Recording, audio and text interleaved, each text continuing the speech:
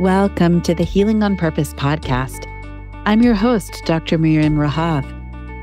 The content of this show is meant for informational purposes only and is not intended to diagnose, treat, or cure any illness or health condition.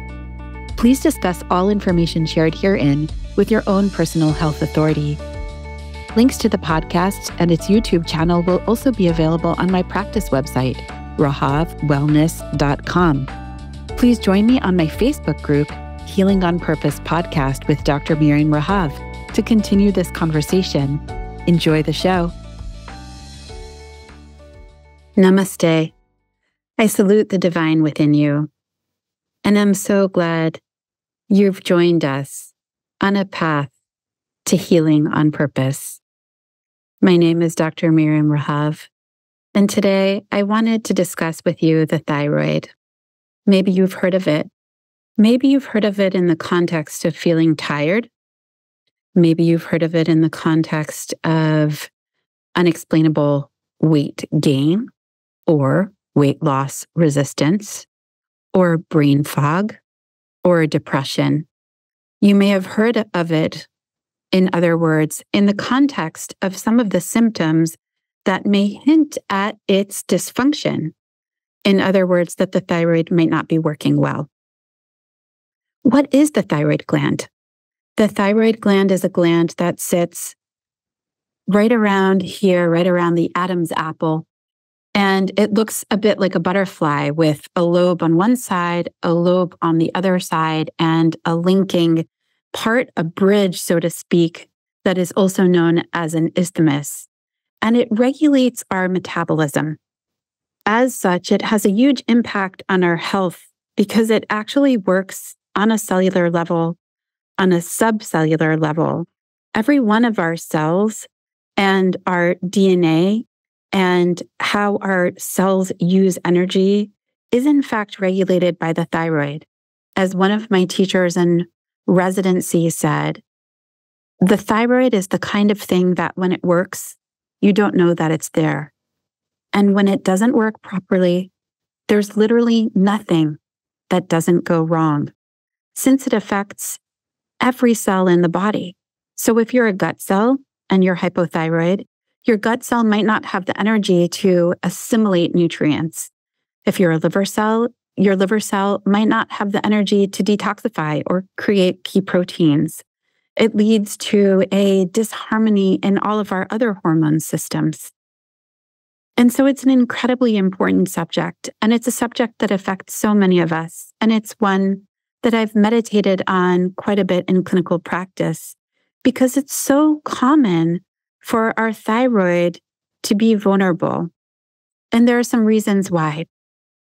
Once upon a time, I was sitting in a classroom studying Chinese medicine on my pathway to become certified in acupuncture. And our professor of Chinese medicine described the thyroid as a garbage dump. I was immediately insulted on behalf of the thyroid. How could you say such a thing about our most precious endocrine gland? And yet, there was an interesting concept that opened up in that statement. And that has to do with the thyroid being both a source of hormones, but also a factory of sorts. And it needs to source its supplies. And one of its most important supplies, so to speak, is iodine. And so iodine is a rare and precious mineral that we most commonly get from what? From sea vegetables. And interestingly, I read that actually dairy is a source of iodine. We wouldn't really expect that, but it turns out that iodine has antiseptic qualities. Many people would have used it in their home cultures, perhaps. For wound care, it has this dark orange color. In hospital medicine, we actually have iodine packets that we use to clean an area that we need to sterilize for any procedural purposes. And we actually sterilize the udders of cows before we milk them. And so some of that residual iodine is in our dairy products. Isn't that interesting? But I digress. Iodine is a precious mineral that is traditionally scarce and more scarce in areas that are landlocked and don't have access to the sea. Historically, mountainous areas, classically people of the Himalaya. And in our medical textbooks, we would see these really awesome pictures of indigenous peoples of the Himalaya with these big glands that became extra active trying to source iodine in a place of scarcity. And that condition of an enlarged thyroid that doesn't have enough iodine to make its hormone is called a goiter. The thyroid, because it regulates metabolism, and because it's sourcing its iodine, it's going to filter the blood. In fact, I have a kind of neat picture that I tried to queue up to share, showing just how vascular the thyroid is. This is a picture of the thyroid gland. And as you can see, as my cursor is moving around, it does a good job in this cartoon depiction, depicting how vascular the gland is. And the gland is going to try and filter into itself iodine for its own hormone production. The tricky thing is that there are lots of substances that are now in our environment where iodine is precious and is a mineral that can look like minerals. They're mineral lookalikes, and yet don't function like minerals. Those are namely heavy metals. You may have heard of this concept. And heavy metals are what we call endocrine disruptors. They disrupt our thyroid function. And the thyroid, going back to my professor of Chinese medicine, describing the thyroid as a garbage dump, is not willingly or purposely trying to concentrate garbage. But if we have a lot of garbage in our environment that looks like iodine, the thyroid will accidentally concentrate those metals potentially in place of the iodine that it's not able to find. And therefore, the thyroid can wind up concentrating into itself disruptors of its own function. Thyroid dysfunction in my clinical practice is quite common. Now, let me see if I can show you another picture. Here is that butterfly-shaped thyroid gland. And above it here is actually a depiction, although somewhat abstract, I realize, of a part of the brain known as the pituitary gland. It lives, I guess here is a picture of the brain, somewhere in here. And the pituitary is making a hormone known as TSH, or thyroid stimulating hormone. Now, thyroid stimulating hormone is named after precisely its job. It's supposed to kind of suss out what is happening, what is the state of the thyroid in the body. And if there is not enough hormone around, it is kind of like a foreman in the factory, right? So the thyroid gland is making the hormones like in a factory. Let's say it's making, I don't know, for the purposes of our conversation, sandwiches. And you have the foreman who's overseeing the production of sandwiches from his window at his desk. And he's looking out over the production scene and realizes there are not enough sandwiches. And so the foreman's job is to get a little louder, maybe shout a little bit at the sandwich makers and say, make more sandwiches. So too, thyroid stimulating hormone gets louder if there's not enough thyroid hormone circulating around. And by louder, I mean higher. So when I do blood work, I see an elevated thyroid stimulating hormone. I realize that that is in response to hormone levels, thyroid hormone levels being too low.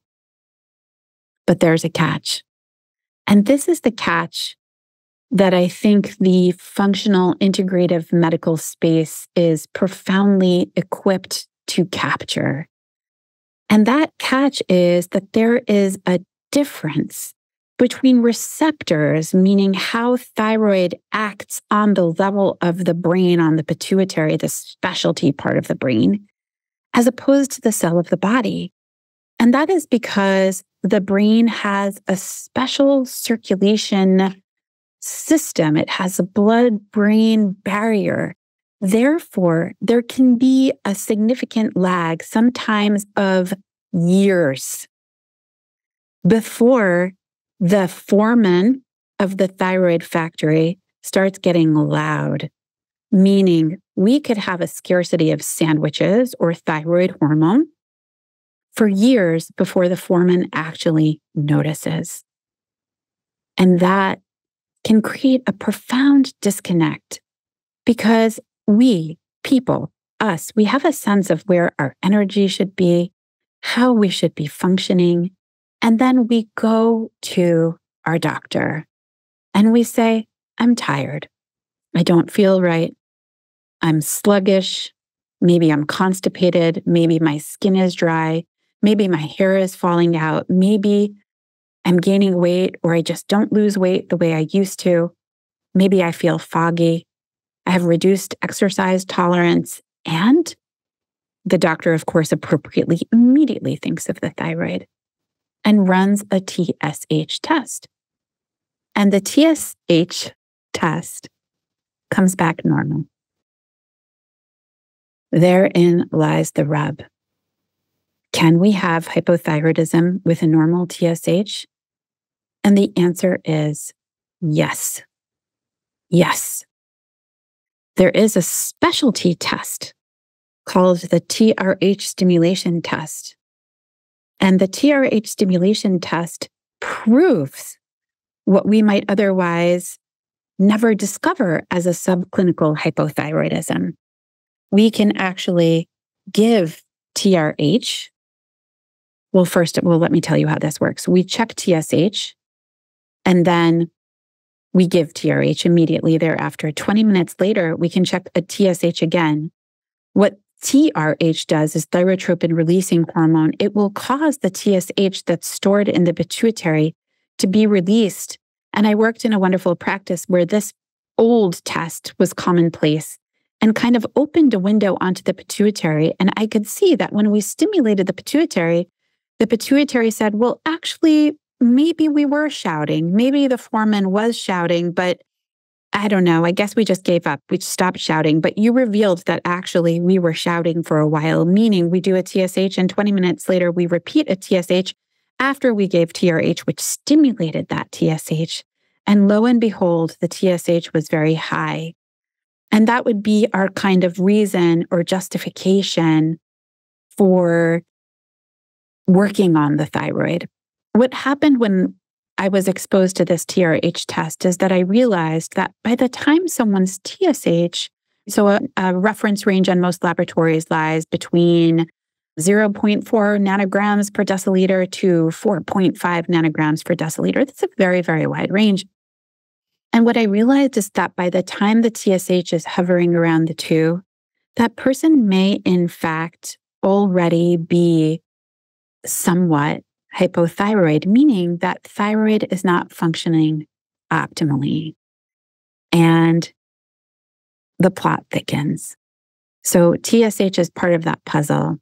And then it turns out that the gland makes 2 hormones, T4 and T3. Most of our hormone is actually in the form of T4. And what works on a cellular level is actually T3. Now, why is that? By the way, there's no dumbing this down. I apologize every day in clinical practice for speaking about the truth of thyroid hormone because the truth of all of us is that we're incredibly intricate and we're incredibly complex. And the more that we can approximate the truth of our inner intricacy and complexity, the more we can speak to it, look for it, understand it. And with that understanding and with that clarity, we can actually do the work and get ourselves better. So I really, really am so excited that you're joining me today on the path to healing on purpose, where you acquire the information to really know what is required to look at a thyroid function from a medical perspective comprehensively. And that means that we want to look at a TSH. Perhaps you find a practitioner that does a TRH stimulation test. Well, that's really valuable, wonderful, and interesting. And also that we want to look at both T4 and T3. So what's the deal here? In the thyroid hormone factory, that is this gland shaped like a butterfly, most of hormone is made in T4. And yet what's working on our cells is T3. Why is that? Well, with great power, the thyroid hormone is a powerful hormone. Comes great responsibility. And so we make a precursor hormone that then needs to travel and get to cells to be activated and converted into T3. And it's the T3 working on a cellular level, on a DNA level, that's actually regulating metabolism. Well, do we routinely check T3? That's really what's working on our cells. And the answer is that the practice I inherited from my medical training says it's not really needed because T4 gets converted into T3. Ah, there's the rub. It turns out that there are a lot of obstacles to that T4, T3 conversion. And absolutely correct. T4 does get converted into T3 in normal situations. But when we're feeling great and feeling like ourselves, we tend not to be running to the doctor. We're running to the doctor because of various symptoms, and symptoms of hypothyroidism, classically, as I mentioned before, may be fatigue, weight gain, weight loss resistance, depression, constipation, brain fog, feeling sluggish, dry skin, hair loss. In other words, not like ourselves. And here, we might miss that problem with T4 to T3 conversion. Now, what might be the cause of the problem from T4 to T3 conversion? Well, one of the things that can cause a dysfunction in that conversion is stress. Whoa, there's a big subject, right? The other is environmental toxins. The other is infection. The other is liver dysfunction. So much of that T4 to T3 conversion takes place in the liver, and specifically in bile. And here in this diagram, I thought it was helpful because it's naming some of the very common endocrine disrupting compounds that work at the level of the brain, the level of the circulation, at the level of the liver, and prevent normal thyroid physiology. It's incredibly common, and yet looking for T4 to T3 conversion issues, looking for a subclinical hypothyroidism when the TSH starts climbing above the 2, looking for the actual endocrine disrupting chemicals is not common practice. This is potentially a great challenge of our times. The need to expand our practice to look at TSH, to look at T4, to look at T3, to look at free T4, to look at free T3, to look at reverse T3, to look at liver function, to look for nutritional backbones of thyroid. Have you heard of one of the main ingredients that drives the thyroid forward? It's iodine. We mentioned it earlier in our talk. And the other is a very important amino acid known as tyrosine, which is also, by the way, a precursor to dopamine. Fascinating. And so with nutritional deficiencies, with endocrine disruption, with stress, with infection, we can be living with what we would call a clinical thyroid dysfunction for years. And sadly, the standard of practice may miss it until it's led downstream to lots of other issues in addition. I know that this is only the beginning of a bigger conversation, but for you on your journey to healing on purpose, you have the possibility of understanding that just because your TSH comes out quote unquote normal in routine blood work does not mean that your thyroid is working optimally. And in understanding that there is a deeper potential story, you might be able to seek out more information.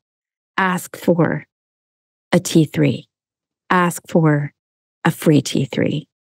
Ask for perhaps a screen of your blood for mercury, aluminum, arsenic, lead, cadmium. Ask for an iodine level. Ask for thyroid antibodies, antithyroid globulin, TPO, TSI, and maybe you too, along with me, can become more empowered through health information to be the change you want to see and live your healthiest, most vibrant, most dynamic life. Thank you for joining me today on our conversation on the thyroid. I'm Dr. Miriam Rahav with Healing on Purpose. Thanks for listening to the Healing on Purpose podcast today. I hope you found this information helpful, and I encourage you to share this episode with others who may also benefit from the information shared. Please consider rating and reviewing my podcast on Apple Podcasts so more people can find this information. I also invite you to join the Healing on Purpose podcast Facebook group to continue this conversation.